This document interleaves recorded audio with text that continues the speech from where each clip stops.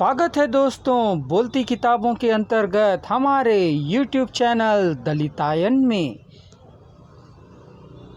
तेलुगु दलित साहित्य में अपनी अग्रगामी भूमिका के लिए प्रख्यात श्री मंगलगिरी प्रसाद राव की दलित चेतना प्रधान तेलुगु रचनाएं राष्ट्रीय महत्व की सिद्ध हुई हैं।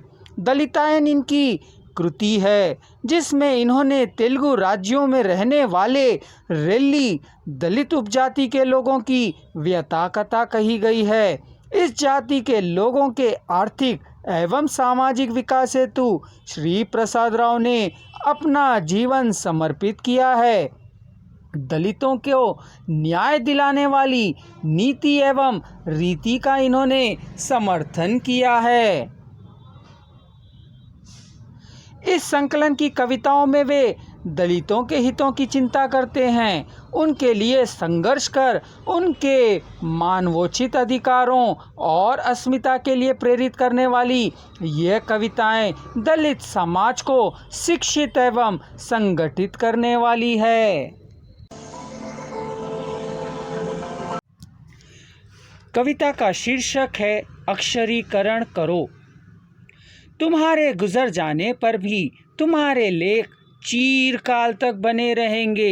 तुम्हारे अक्षर तुम्हारे लोगों की पीठ थपथपाएंगे। तुम्हारे चले जाने पर भी तुम्हारी रचनाएं तुम्हारे लोगों की छाती के फलक पर अमिट छाप छोड़ जाएंगी। इस जाति का अक्षरीकरण किया है कह, इतिहास के पन्नों में निक्षिप्त किया है कह। यह जाति तुम्हें भूले बिना याद करती ही रहेगी। उठो उठो उठो, निद्रावस्था में स्थित अपनी जाति को जगाओ। अक्षर सत्यों को प्रकाश में लेकर आओ। तुम्हारा स्वास्थ्य बिगड़ जाए भी तो कोई बात नहीं, अपनी जाति का स्वास्थ्य ना बिगड़ने देना। जनजीवन की श्रवंती में अपनी जाति को गौरव स्थान प्रदान करो। पंडितों और पीठाधिपतियों की पुस्तकों को पढ़े तुम, अपना पांडित्य नहीं है क्या? बीच में ही रुक मत जाओ। 99 प्रशिक्षित लोग जो तुम्हारे लोग हैं अक्षर को बीच में ही छोड़ दिए हैं। ऐसे पामर जनों की समझ में आने जैसा लिखना ही काफ़ी है। पंडितों और पीठाधिपतियों को जो अहर्ता नहीं है वह एक दूसरे के अंदर ही है। वही ही तुम्हारी भाषा रैली भाषा।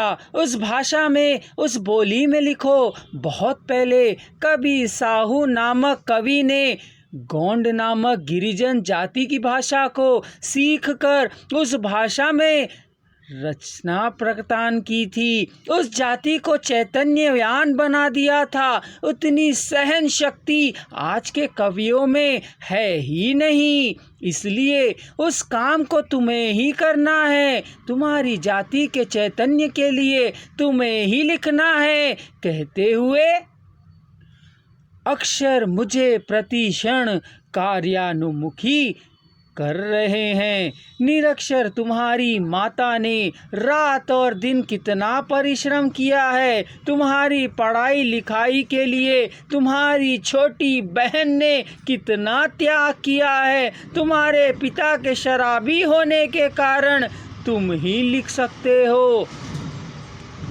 तुम्हारी माता के मौन रुदन को तुम्हारी छोटी बहन के मनोधैर्य के अक्षरीकृत करो। किसी कवि ने भाषा माँ की तरह है कहा है। माँ से प्रेम न करने वाला इस दुनिया में है ही नहीं है। कह रहा है उस प्रकार की उस माँ के लिए उसकी भाषा में ही लिखो। इसके लिए मैं सहायक दूंगा। कहते हुए अक्षर मेरे अणु अणु में अंतर्लीन होकर प्रतिक्षण पीछा करते ही रहते हैं।